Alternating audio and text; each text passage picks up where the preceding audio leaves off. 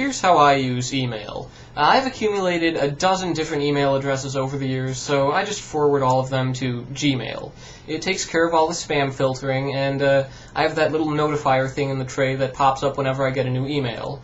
And most of the emails I get are just automatic notifications, messages telling me when someone on YouTube wants to make sure I know I'm a faggot, or when some spammer pretending to be a half-naked woman wants to be my friend on MySpace, and there's the newsletters and the action alerts from various organizations. It's very rare that a person actually takes the time to write an email directly to me. If I need to talk to someone, it's more likely we'll just do it on AIM or IRC, or they'll leave me a message on YouTube, MySpace, Facebook, and all that. But that's just how I do it. My mother, she's brilliant, just not with technology, so she just has me handle all her emails since I know how computers work and I can type faster. And so she's mostly talking to people who are around her age, and I've noticed there seems to be a real generational difference in how we use email.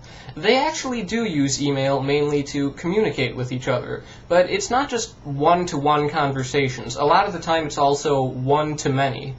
And there are these people who will send anything, absolutely anything, to everyone in their contacts list at once. Anyone who has ever emailed them for any reason, they will be receiving whatever this person decides to send out. So, what do they send?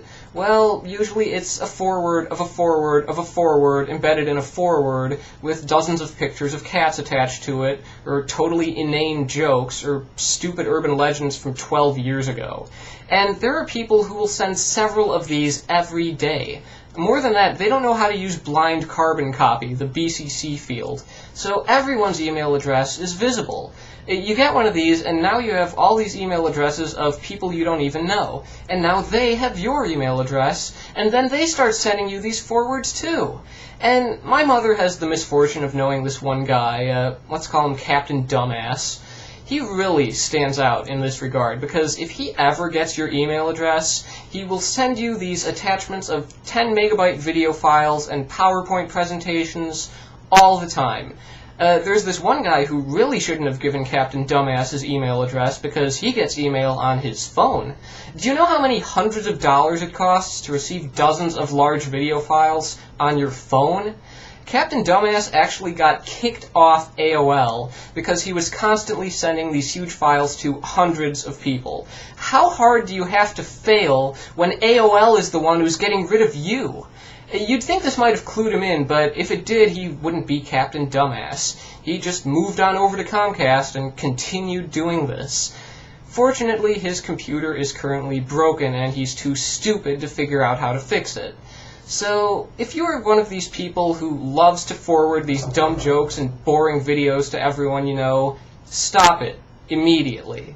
Because I am sick of wasting my bandwidth downloading your stupid crap just to delete it.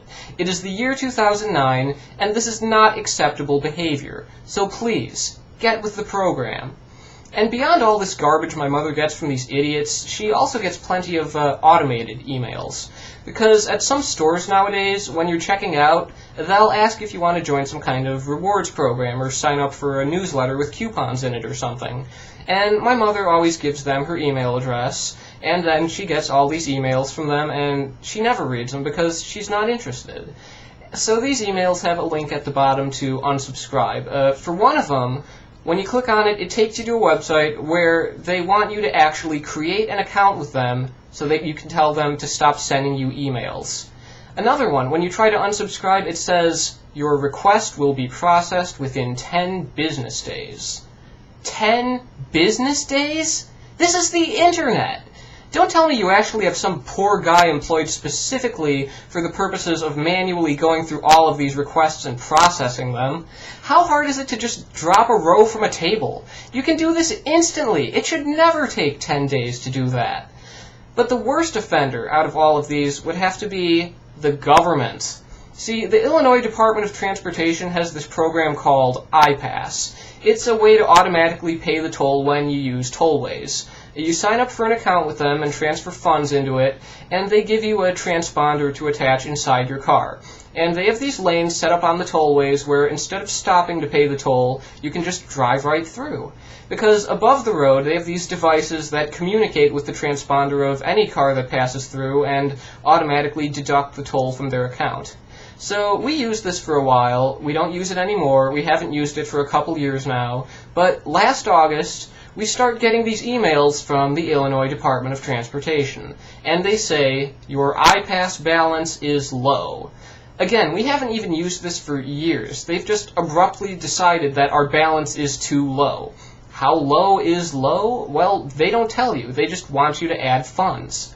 In fact, they really want you to give them money, like right now. I can tell how important this is to them because they send an email about this every day. Every single day. The same email every day. For months now. After sending 100 identical emails, you'd think maybe they would give up. The first 99 didn't convince us. Do you think the 100th email will? And there's no way to unsubscribe from this, so I just have them filtered into the trash. That's how much I care about the Illinois Department of Transportation. Anyway, these are the many irritating ways I've seen people using email. They are doing it wrong, and they need to stop that right now. Do not send gigantic attachments. Do not send your stupid forwards to 100 people. Do not take 2 weeks to unsubscribe someone from your mailing list. And do not send the same email every day for months at a time. I thought this was a pretty obvious standard for email etiquette, but evidently some people and businesses and governments have no conception of how to behave on the internet.